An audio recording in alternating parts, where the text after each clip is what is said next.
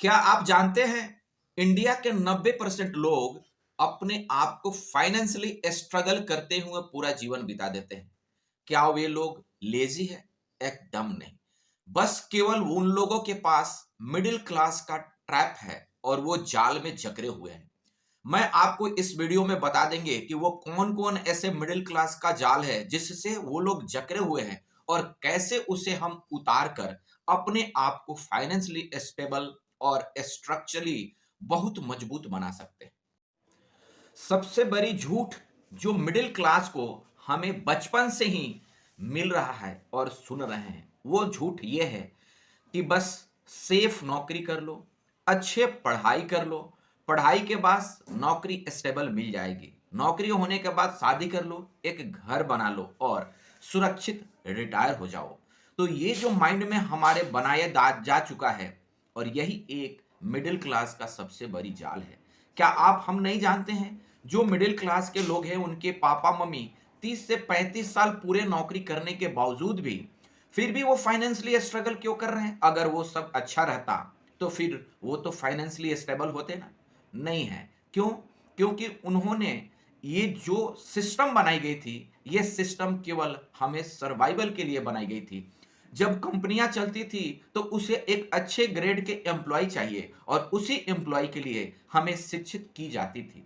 लेकिन हमें वेल्थ बनाने की इसमें किसी भी तरह का स्टडी, किसी भी तरह का पढ़ाई और किसी भी तरह का मेंटल स्टेटस नहीं बताया जाता था। तो दोस्तों, आज मैं आपको वे सारे जाल बताऊंगा, वे सारे रीजन बताऊंगा जिससे एक मिडिल क्लास पूरे जीवन अपनी फाइनेंशियल स्ट्रगल में बिता देता है और इवन रिटायरमेंट के बाद भी उसे फाइनेंशियली स्ट्रगल करना पड़ता है, उसे अपने बच्चे के ऊपर डिपेंड होना पड़ता है ताकि वो उसके घर चला पाए। और ये दुनिया की सबसे खराब स्थिति मानी जाती है, क्योंकि अगर आप फाइनेंशियली किसी के ऊपर डिपेंड हैं तो आप समझ सकते हैं कि आप गुलाम हैं। यानी कि आजाद देश में भी गुलामी अगर कुछ है तो वो है फाइनेंशियली ट्रैप, और फाइनेंशियली फ्री होना ही रियल आजादी है। तो दोस्तों, बस कुछ ही मिनट में मैं आपको वो सारे रीजन बताऊंगा और उसका निदान भी बताऊंगा जिससे एक मिडिल क्लास फाइनेंशियली स्टेबल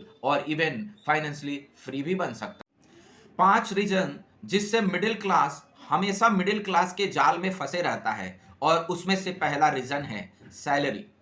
एक मिडिल क्लास का मेजर और मुख्य इनकम का सोर्स सैलरी होता है, और सैलरी कभी खराब नहीं होती है। मैं ये नहीं कह रहा हूं कि सैलरी खराब है, लेकिन केवल सैलरी ही खराब है क्योंकि मिडिल क्लास सैलरी उसे कंफर्ट देती है और कंफर्ट से वो काम करना, रिस्क लेना, आगे का सोचना बंद कर देता है, और यही एक सबसे बड़ी जाल है।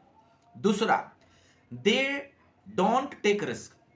यानी कि सैलरी आने के बाद उनको बस अपने जीवन को किसी भी तरह को इस मंथ के इनकम को मंथ के एंड तक खत्म कर देना है, और किसी भी तरह का एक्स्ट्रा इनकम के लिए दिमाग नहीं लगाना है, ना ही वो इन्वेस्ट करेंगे ताकि उन्हें कुछ रिटर्न आ पाए। तो दैट मीन्स दूसरा रीजन, वो रिस्क भी नहीं लेते हैं।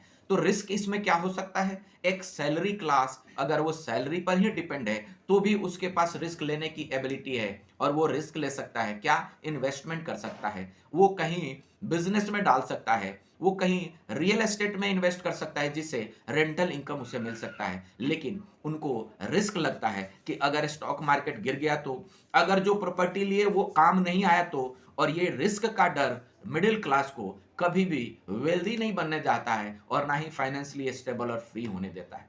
तीसरा, मिडिल क्लास सैलरी आते ही एसेट में खर्चा नहीं करते हैं। उनको एसेट और लायबिलिटी में डिफरेंस भी पता नहीं होता है। मैं तो यही कहूंगा, क्योंकि एसेट वैसे क्लास का इन्वेस्टमेंट है या एसेट वैसे खर्चा है जिससे आपके इनकम में इजाफा करे, लेकिन मिडिल क्लास हमेशा लायबिलिटी खरीदता है। सैलरी आते ही ईएमआई पर कार खरीद लिया, ईएमआई पर घर खरीद लिया, ईएमआई पर फोन खरीद लिया, ईएमआई पर वैकेशन प्लान कर लिया, और ईएमआई पर पूरे जीवन ही उसके गुजर जाएगी। तो दोस्तों, आप हम सब जानते हैं कि ये लायबिलिटी हमारा इनकम को काटते जा रहा है, और काटते काटते हम आप एक ऐसा जाल में फंस जाते हैं कि हम उससे निकल भी नहीं पाते। हम उससे निकल भी नहीं पाते। तो लायबिलिटी को भी हमें अवॉइड करना पड़ेगा और लायबिलिटी ही एक इंपॉर्टेंट, सबसे इंपॉर्टेंट है जाल। चौथा रीजन आप कह सकते हैं कि जीरो जीरो फाइनेंशियल एजुकेशन, यानी कि मिडिल क्लास के पास फाइनेंस के बारे में कोई जानकारी नहीं और ना ही वो अपने आप को अपग्रेड करने के लिए किसी भी तरह का जानकारी लेने का वो सोचते भी हैं। क्योंकि फाइनेंशियली जब तक एजुकेट नहीं होंगे तो इन्वेस्टमेंट भी नहीं करेंगे, ना स्टॉक मार्केट में, ना ही डेप्ट में, और ना ही किसी तरह का गोल्ड बॉन्ड, ईटीएफ, इक्विटी और इवन रियल एस्टेट में भी अब डिजिटलाइज हो गया है। तो कहीं भी वो इन्वेस्ट नहीं करेंगे तो उनकी रिस्क एपेटाइट भी कम रहेगा और रिटर्न आप जानते हैं कि इन्फ्लेशन सैलरी की ग्रोथ से ज्यादा होता है और इवन लॉन्ग टर्म में माइनस में भी आपकी इनकम चली जाती है। और लास्ट और आखिरी सबसे, डिसीजन लेने में बहुत डिले करते हैं। हर मिडिल क्लास हमेशा यही सोचता है कि मैं भी एक बिजनेस करूं, मैं भी अच्छा इन्वेस्टमेंट करूं, मैं भी अपने आप में इन्वेस्ट करके अपने आप को अपग्रेड करूं। और ये सोचते सोचते डिसीजन की एनालिसिस पैरालिसिस कहते हैं ना, डिसीजन लेने में पूरे उम्र बीत जाता है और बाद में उन्हें पछतावा और अफसोस होता है कि काश मैं समय पर डिसीजन लिया रहता तो आज मुझे इस फाइनेंशियली जाल में फंसे नहीं रहते और पूरा जीवन बर्बाद नहीं होता। तो दोस्तों, हमें ये 5 रीजन से अपने आप को कैसे उबारेंगे, बस मैं आपको अगला कुछ मिनटों में वो बताता हूं।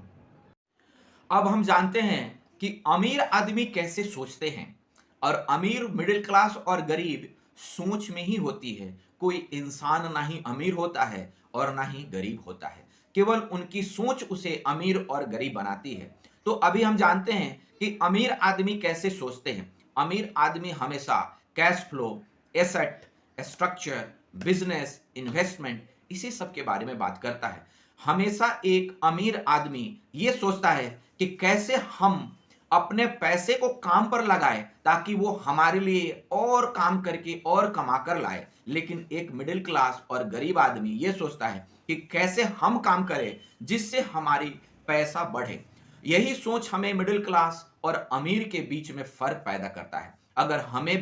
अगर मिडिल क्लास से अमीर की ओर जाना है तो हमें भी अपने सोच को बदलना पड़ेगा और ये सोच को बदलने के लिए हमें अपने आप को फाइनेंशियली एजुकेट करना पड़ेगा ताकि हम रिस्क ले पाए, हम इन्वेस्टमेंट डिसीजन दे पाए, हम बिजनेस के बारे में सोच पाए और बहुत सारे दुनिया में स्किल्स है, अपॉर्चुनिटी है जो हम अपने आप को अपग्रेड करके हम भी उस लाइन में आ सकते हैं जो एक अमीर आदमी जो काम कर रहा है। आइए अब जानते हैं कि कैसे हम मिडिल क्लास के जाल से, ट्रैप से अपने आप को अमीर क्लास की ओर ले जाएंगे। तो ये 4 स्टेप है। सबसे पहले हमें अपने दिमाग को, अपने माइंडसेट को बदलना पड़ेगा। मिडिल क्लास के ट्रैप और माइंडसेट से हमें अमीर क्लास की ओर सोचना पड़ेगा। दूसरा, हमें तुरंत अपने आप को फाइनेंशियली एडुकेट करना पड़ेगा। हमें इन्वेस्टमेंट के बारे में जानना पड़ेगा, हमें फाइनेंशियली इंस्ट्रूमेंट के बारे में जानना पड़ेगा, बिजनेस के बारे में जानना पड़ेगा, मार्केटिंग लीडरशिप के बारे में जानना पड़ेगा, डिजिटल प्रोडक्ट्स एंड मार्केटिंग के बारे में जानना पड़ेगा। और ये सारे एजुकेशन हमें अपने आप को सोचने में कुछ नया डिफरेंस क्रिएट करता है।